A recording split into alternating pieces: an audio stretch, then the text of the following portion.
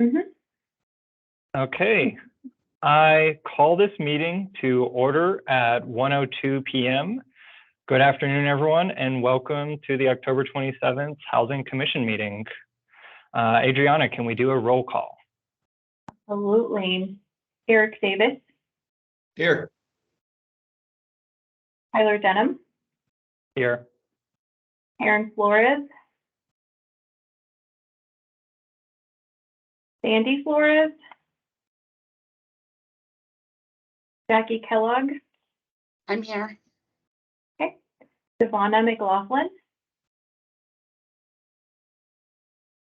Moses Milazzo,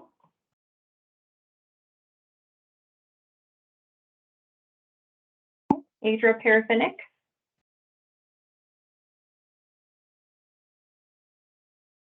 Rebecca Pierce, right? Did I get that right, Rebecca? You did, yeah. Ross Schaefer,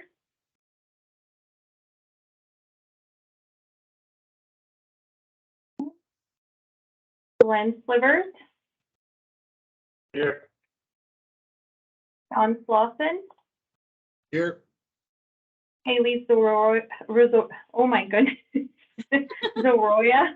No problem. Here. Tongue twister today. Okay. Yep, we barely have a quorum, you guys. Okay, and thank you, Adriana, and thank you everyone else for being here today. A few housekeeping reminders to start the meeting. This is being recorded. Please avoid using the chat box for general chatter. Instead, enter a C or Q if you have a comment or question during the meeting. Also, please keep yourselves muted if you're not speaking to avoid audio issues. And finally, if you need to leave the meeting early, please let us know so that we can note the time for the meeting minutes. And particularly important, since we're close to quorum, that if you have to leave, to let us know. And I see that Ross Schaefer is looking to join. Do we need to do anything with the roll call right after he joins? Nope, I'll make a note. Okay. With housekeeping out of the way, we move to agenda item 3, the land acknowledgement. Would anyone like to read the land acknowledgement? Do I have any volunteers?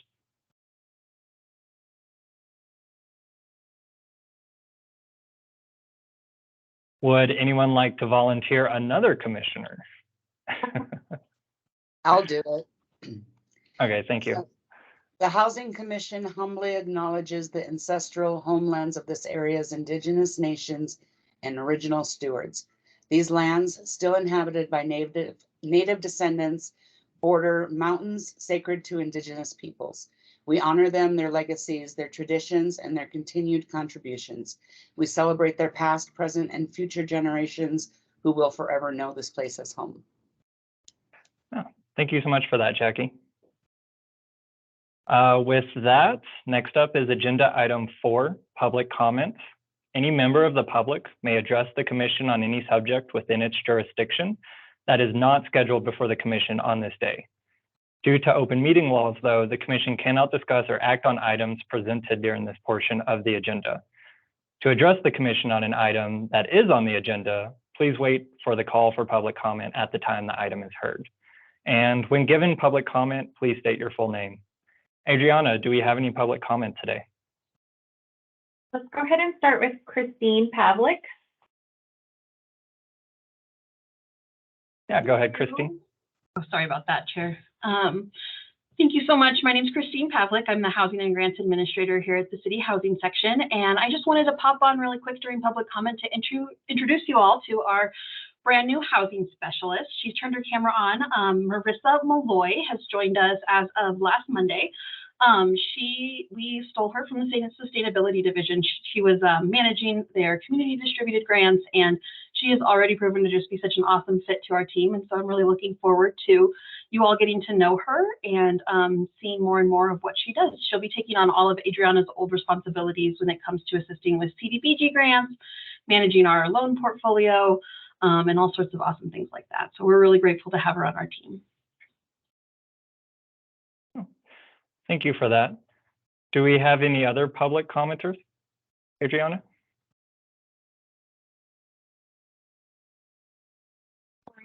My mic. Rebecca Sayers has her hand up. Okay. Hi, everyone. I'm Rebecca Sayers. I work for the city as the Parks, Recreation, Open Space, and Events Director, and I wanted to provide just a really quick update to the commission about a conversation we recently had with the City Council just Tuesday night about the Thorpe Park Annex process. And I will try to be brief, but I want to give you some good information as well. So first, we provided a detailed presentation to council about the entire public engagement process that has been going on for the last year. This is about the Thorpe Park Annex property, which as many in the community may know it as the old Public Works Yard. It's part of Thorpe Park.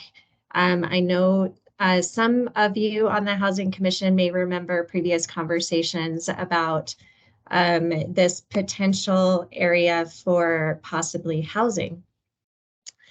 So we wanted to go through a public engagement process over the last year to determine the future uses of that park. And in doing so, we contracted with Southwest Decision Resources. We went through several like online surveys, in-person events.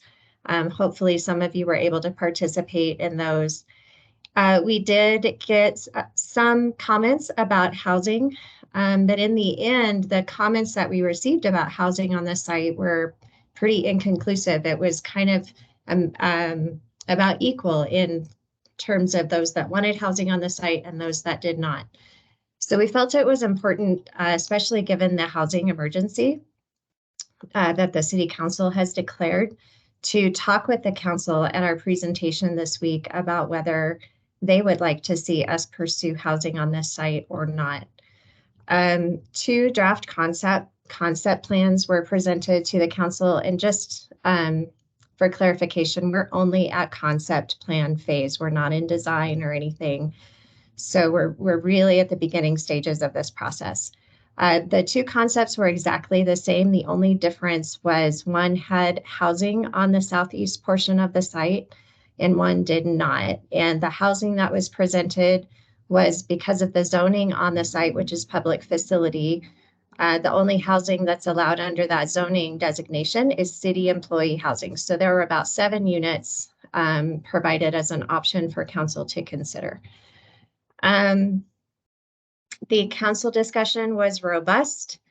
Please note that we did talk to the Indigenous Commission and the Parks and Recreation Commission because those amenities were very much front and center for the concept plans. And so we let the council know about that. The council, after much discussion, asked staff to continue working to see if housing could be included on this site. So we have a lot of work ahead of us, but we definitely want to engage the housing, our partners at the housing department, as well as the Housing Commission as we move forward. Just a couple of reminders on restrictions on this property for housing that probably you might be scratching your head about. There is Ordinance 425 you may have heard of. It currently restricts the land to be used for parks, recreation, and museum purposes. We also have land and water conservation federal grant dollars that have been used on the property over the last few decades, honestly, since the 1970s, that restrict the park property in perpetuity to be park. So we have a couple of those challenges. There may be a conversion process that's available to us to see if we can carve out some space for housing or other purposes. That's what we will be just starting the conversations on now that we've received that council direction. So I know that this is public participation and you can't comment or ask me questions. I'm happy to come back in December or whatever meeting that you all would like us to be there to have a further discussion, and just wanted to give you that update of the ongoing conversations. So thank you. Yeah, thank you for the commentary. And Adriana, do we have anyone else up for public comment? Councilmember Kara House has put a comment.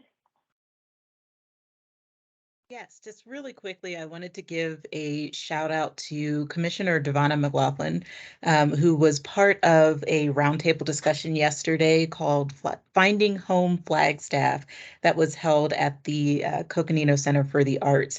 It was a wonderful and robust conversation about the housing crisis, particular to Flagstaff and Coconino County. But she was part of a roundtable discussion that really gave some significant insight into the issue for our community, and she made some very, very strong points for the work of this commission, really, in putting some action behind the ideas that get thrown out there. So I don't know if the full presentation was recorded. I do believe Council Member Shimoni may have streamed it. So if you follow him on Facebook, you may be able to find some of it. But just wanted to give that shout out and thank you guys for being part of that conversation, either directly or indirectly. Thanks. Thank you for that update.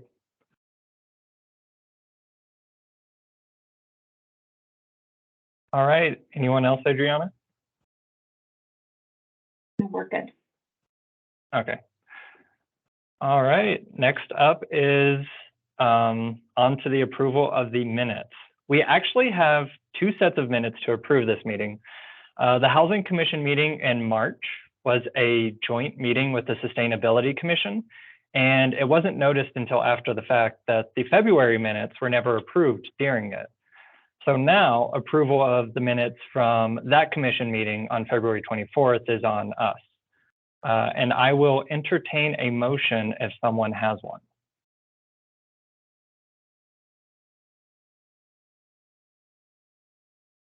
And also, if anyone has any questions about why we're approving the February minutes now, they want any clarification, feel free to ask.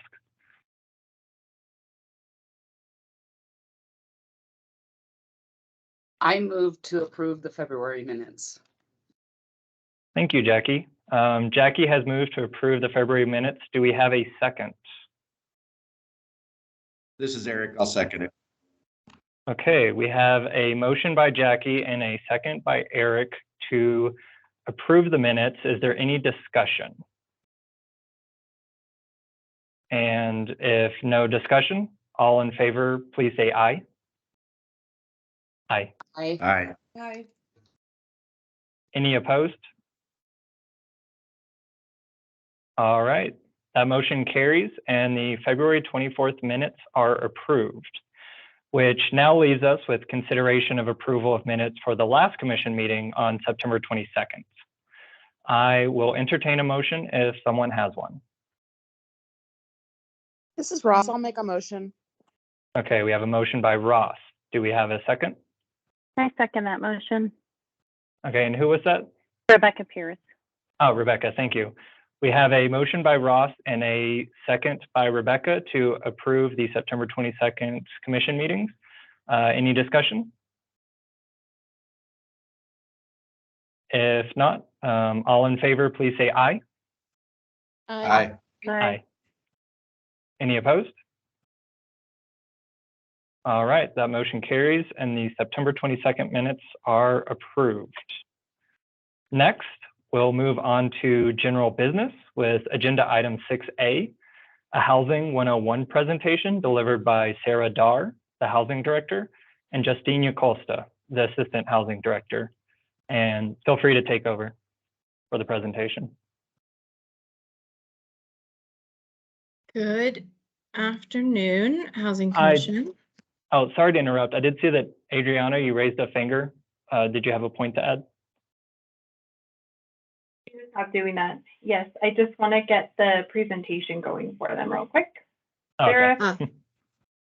I will do some jazz scatting then in the meantime and say hello to the new commission members. I haven't had the chance to meet you yet. I look forward to doing that at some point. I was out for medical reasons last meeting, so greetings. We're super glad to have you here. And what I'm particularly excited about is some folks that I've never met before, so which I think adds strength to new voices coming forward concerning housing within our community. So thank you so much for your time. And dedication, because it does take dedication. What we have for you today is an overview, not only of the housing section, but really of the city's programs of housing. We do this when we have new members to create a common ground for folks so that we're all operating from the same language and the same base knowledge. There is a little update at the end of 10-year plan pieces. So for those of you that have seen this a few times because you've been with us for a few years, there's some elements towards the end that you haven't seen before. So you have met Justina at the last meeting. If she's on, she will wave. Part of this presentation was going to be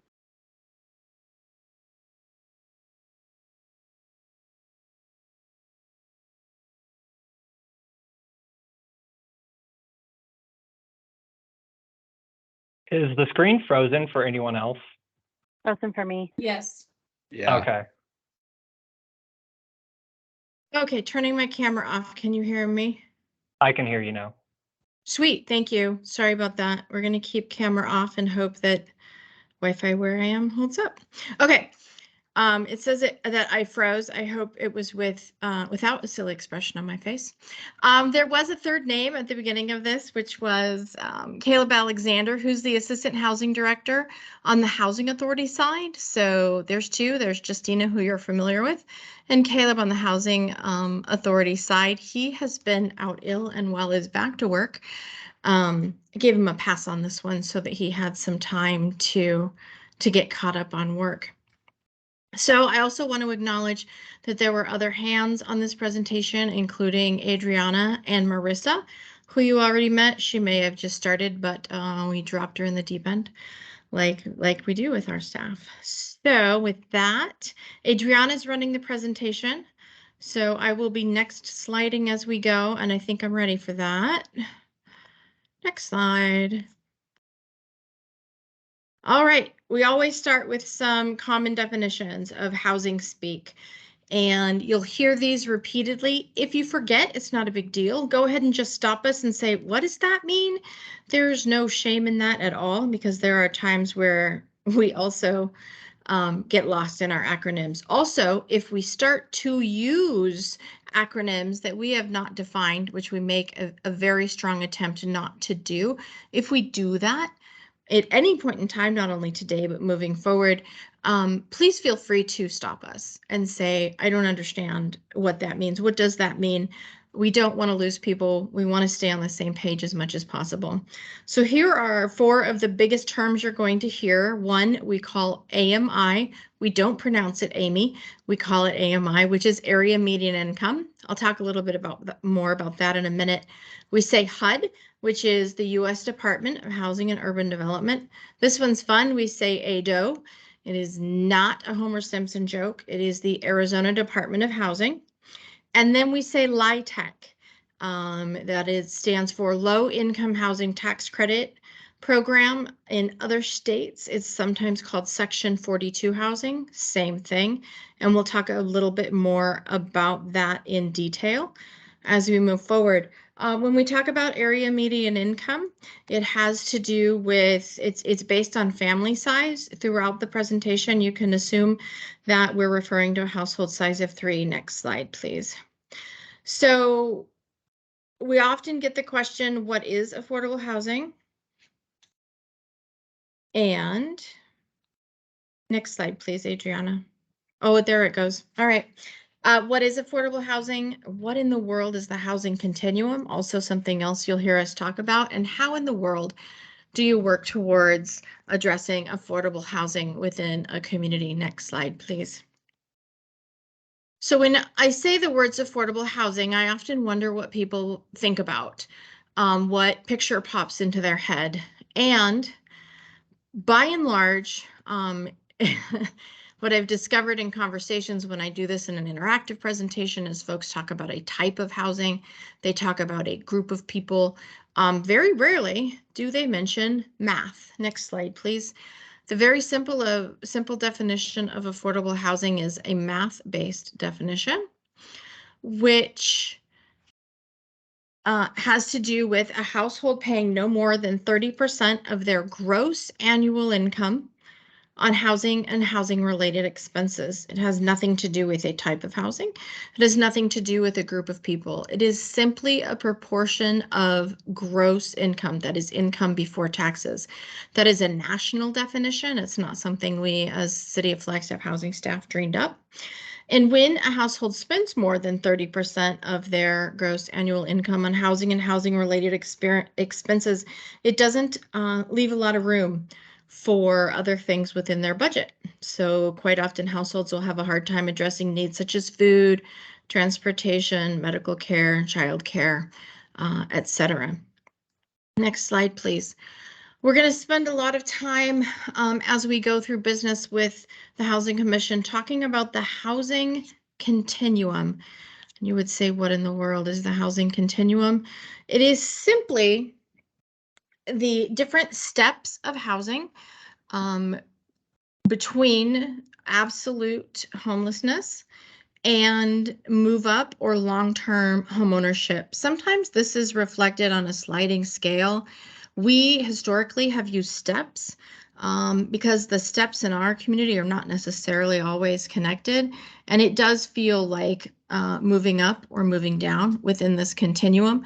You'll see on the left-hand side, that is where subsidized housing exists, and that's with public sector investment.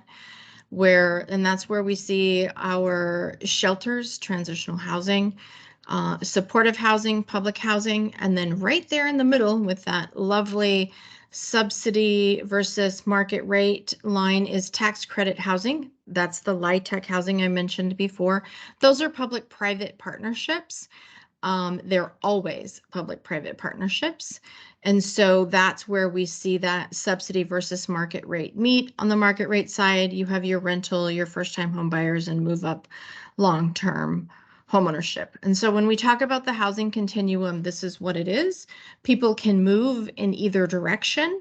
And our hope overall is to have all of our housing options within our community connected so that people can move between these options. Next slide, please.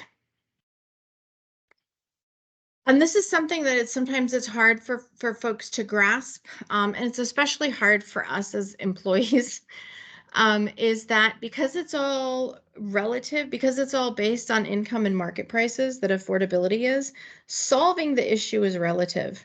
And so when we talk about wanting to work ourselves out of a job, which we all do, however, there's not a thriving an economically thriving community in the U.S. that does not have housing challenges. In a depressed economy within a community, quite often housing is more accessible. So keep in mind that solving the issue is relative and it's not an easily accomplishable thing. Next slide, please. We get to the why is affordable housing important. We go ahead and leave this one in, although I do realize I'm preaching to the choir, and that communities benefit when citizens of all economic levels are able to secure housing. That housing stability leads to other strong community elements such as overall health and wellness outcomes, economic advancement for folks, community engagement, youth development, the list goes on and on. And so again, preaching to the choir, thank you for your tolerance of the why is affordable housing important slide. Next slide, please. We get this question quite often, but isn't all housing affordable if you make enough money? And in essence, yes. There's two things we talk about in housing affordability, and one is housing that is affordable, and that is a market-based sale or rental price. A household makes enough money where they are able to access market-based for sale or for rent prices. That is affordable to them. And then we have affordable housing. Our city council has started years ago referring to this as big A and little a affordable housing.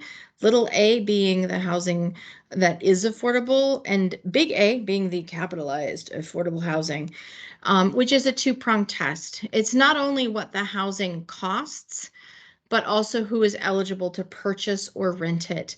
And typically a subsidy or investment of some type exists. I do want to take a minute and talk about and acknowledge the existence of informal subsidies. When we are talking about affordable housing in our community and we're talking about the programs that the city or other nonprofits provide, there's a subsidy or investment of some type that addresses that price so it becomes more affordable for those that find it out of reach.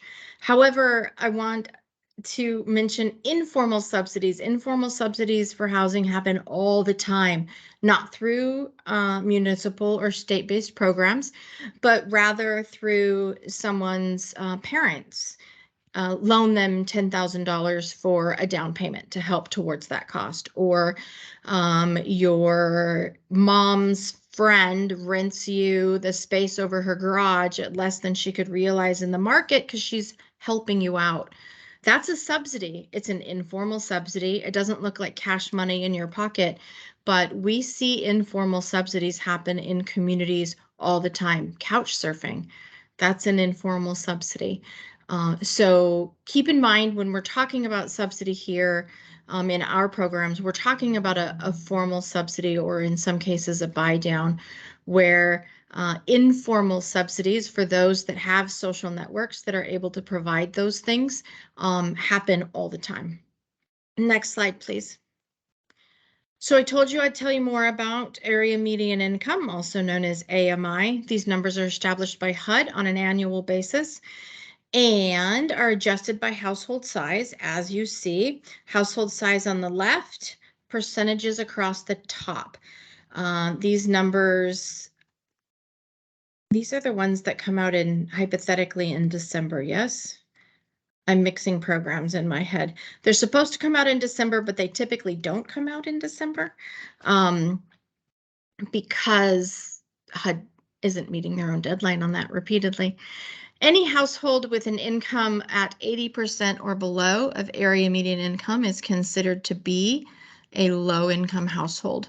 In our community, which we have a graphic in a minute for you, that's a very large percentage. Don't start mathing this. If you take 100% for a family of 4, which is the 85,200 in the 100% column, and then you calculate 80% of that, you're not going to be able to math that. And that's because we are a high cost exception area. HUD acknowledges that there is a huge disconnect between our incomes and our housing costs. And so there is a formula. Justina and I spent hours on the phone with a gentleman who works for HUD. We swear in a basement in San Francisco. Trying to figure out the formula elements, asking him what they are, and he wasn't super forthcoming. We just wanted to be able to consistently extrapolate that formula up above into the 125 and 150% range so that we are providing consistent calculations. Years later, we found a gentleman at a conference who wrote the formula for us on the back of a napkin. He's like, oh, it's super simple. And we were wondering why we had spent hours trying to find it previously. But that's why you can't math it. So I've had folks in the audience start to look at these things and be like, that's not 80% of 100%. It's because we're a high cost exception area. Adriana. Oh, she's never going to forgive me for that. Adriana, next slide, please. So I like to use this one because we're going to drown you in data at times. And please keep in mind that data we work to source. There is no source for this one, but here is the sky, the sunny side and the shady side of a pyramid. So we are going to data you, but we do try to make it interesting when we can. So thank you for your patience as we talk to you with a bunch of data. Next slide, please. Speaking of data, here's our local data. You may have seen this very recently in some of the outreach on Proposition 442. As you can see here, our homeownership becomes increasingly unaffordable year after year. Our increase in median income is not keeping pace, nor are our rent numbers. Please know that we know these rent numbers are low. These are numbers published by HUD, which is a fair market rent, they are always 2 years behind and impacted by the vast rural areas surrounding us. So we know that if you are looking for a rental unit in our community for a 2-bedroom and you find one for $1,474, it's a steal. It's not accurate of our market. However, it is a consistent data source that we can use and track over time.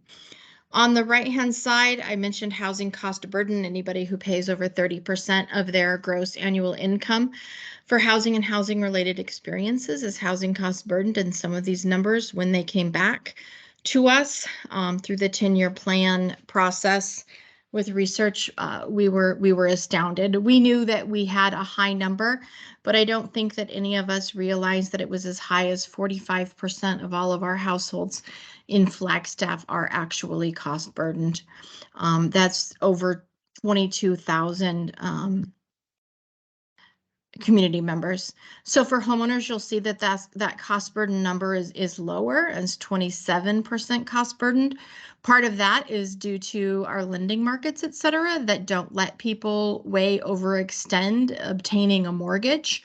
They, of course, do those debt to income ratios and then limit. So we have fewer that are cost burdened there. But in our rental market down here, you can see that it's 57% of the renters in our market spend more than 30% of their gross annual income or gross monthly income on housing. Those were some pretty shocking numbers when we got them, and really tell a lot about the conditions that our citizens are living in and that we are working towards addressing. Next slide, please. Again, Flagstaff snapshot. I have a message that Tyler has a question. I will pause and wait patiently. I do have a quick question on the prior slide. So the housing cost burdened homeowners, that little statistic, does that include or exclude homeowners who have already paid off their mortgage, but they don't have housing payments any longer? Let me look at it. Because I know the U.S. Total Census and the ACS households. data breaks it out that way. Yeah, total households with mortgages. So it does not include those who have paid off their home. Okay. Yeah, I just wanted a quick clarification on that. Thank you. Sure. No, thanks for asking the question and pointing that out. And Justina, thanks for smacking me over the head that he had a question. I could not tell. Okie dokie. So our population grew by 47% in the last 20 years. And at that same time, our average household size declined, meaning we need more homes for the same number of people, which is another pressure within our market. Another statistic that was shocking is we knew that we had a lot of low-income households, but did any of us realize that it's almost half of the households in Flagstaff qualify as low income? And of course, that's stopping at that 80% of area median income market. So that's a big number. And that, again, leads to the housing market conditions that we are facing at this point in time. So next slide, please. I call this one my tween challenge slide because this also frames our access to money. So Flagstaff is too big to be small and too small to be big. By federal definition, we are a metropolitan area with a population exceeding 55,000.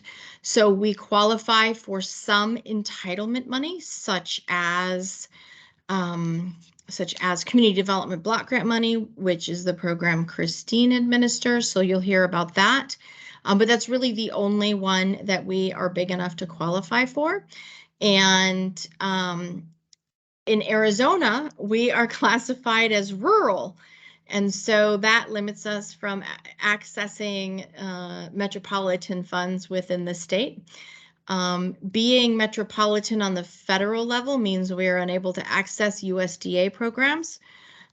within city limits, which of course we as city staff are limited to working within city limits. But we do know that the USDA boundaries come up quite close to Flagstaff, just not in Flagstaff. So this puts us competing on a federal level with massive communities. So there are some funding sources that are granted by region. Our region includes San Francisco and LA and massive cities. So we're competing with those folks for funds on the federal level, and on the state level, we are competing with every part of Arizona outside of Maricopa and Pima County.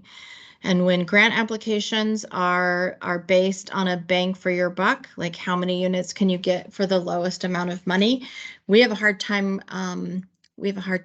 competing in that category because our building costs are elevated for a number of reasons that we're all aware of. You can see from this chart that the bulk of the population does live in and around Flagstaff. We are at within that 18,000 square miles with 145 population. Our population city limit wise, 2020 was 76,000 and change. Our surrounding area, we get up close to 100,000. We're at 97,000, and that is within our FMPO boundary. So you say, what are our surrounding areas? That is our metropolitan planning Flagstaff Metropolitan Planning Organization boundary, or our regional plan boundaries as well. Next slide, please. So we also get this question quite often, is why are most efforts when you're talking about housing programs focused on low income households?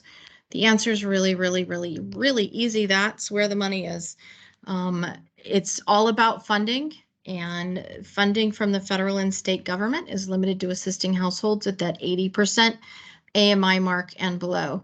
Now, let me point out that local money means local rules. So we do have a program right now, our down payment and closing cost assistance program. It's been in existence since the late 90s that is able to serve households above that 80% mark because it's local money.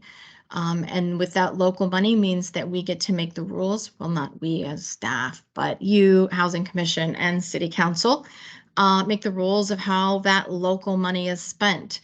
That is part of the impetus behind the recommendations coming from the committees working to create the 10-year housing plan, the Housing Commission and the Citizens Bond Committee to put Proposition 442 on the ballot. Is because local money means local rules. Will be able to serve different levels of households if that is approved, which we will know in not that many days away. I have that number later in here. All right, next slide, please. A few items to remember. Oh, this one still has animation. Apologies. Affordable housing, big A, affordable housing means financial assistance is coming from somewhere. Partnerships are key. We do none of what we do by ourselves. We partner with private and nonprofit folks in order to reach accomplishments, and often multiple funding sources are necessary even for a single project. Next slide, please. So we get this question as well. Well, how do you make a difference in this arena? It comes back to supply and demand. On the demand side, you can help make existing housing stock affordable to the community, most often in the form of lowering a monthly cost to an assisted household, say down payment and closing cost assistance, or through some of the HUD programs I'll talk about in a minute, through a rental assistance voucher. On the supply side, that one's pretty simple. It has to do with developing and or rehabilitating units to increase or maintain supply. So really, it boils down to supply and demand. And when we get a new council, quite often the question is, can we talk about why housing is so expensive in Flagstaff? Leadership has yet to let me just say supply and demand and sit down. We do talk through the details, but it does boil down to supply and demand. Next slide, please. So we have a number of housing programs. We're going to talk about these, both myself and Justina. I do want to let you know, we do have 4 offices in town, for 4 locations. Seiler Homes on Fanning is actually the main office open to the public. We have offices both at Brannan Homes and Clark Homes. Those are mainly targeted to the residents of those developments that we manage. And then the staff you will be working with the most, and that is Justina and her staff, have a residence or have an office within the Water Services Building, sometimes referred to as Wasabi, and which is the Water Services Administration Building. It's on Walgreen Street, and that office is not open to the public at all. Next slide, please. So I want to cover this very quickly. We actually have 2 commissions associated with housing. Let me tell you why and where your purview is and where their purview is. So you are the Housing Commission. It was created by City Council in 2019. And you serve as an advisory board to City Council. You make recommendations with respect to housing policies, needs, programs, furnish council with information, the approving the creation language. The ordinance also states that the Housing Commission is tasked with oversight of any funds approved by voters for the purpose of housing. On the other side, we have the Housing Authority Board of Commissioners. This is a federally required body, also with additional requirements under Arizona state law. There are powers delegated by City Council with regards to public housing projects and programs, including our voucher programs. I believe we're having a quorum check. So I'm going to pause and let Adriana count people. And I would tell you a joke, but I don't have one handy.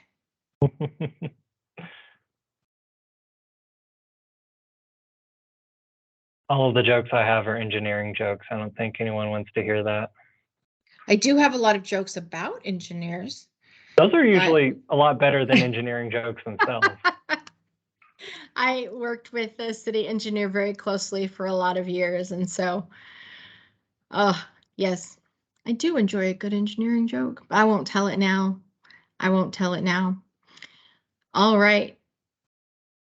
Adriana, somebody, do we have enough people in the room? I see Adriana shaking her head.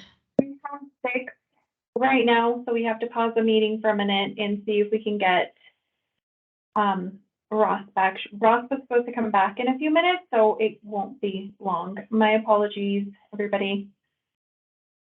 Yeah. May I? Continue on. Sorry.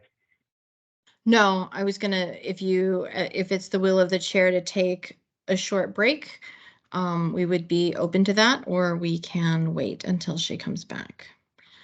You read my mind. I was going to make a suggestion that perhaps we call a 5-minute break. Everyone grab some water or whatever else they may need, and then meet back at, that would put us at 1:50 p.m. to check quorum. Great. Thank you. Adriana, will you stop recording the meeting and we will cease conversation on agenda topics?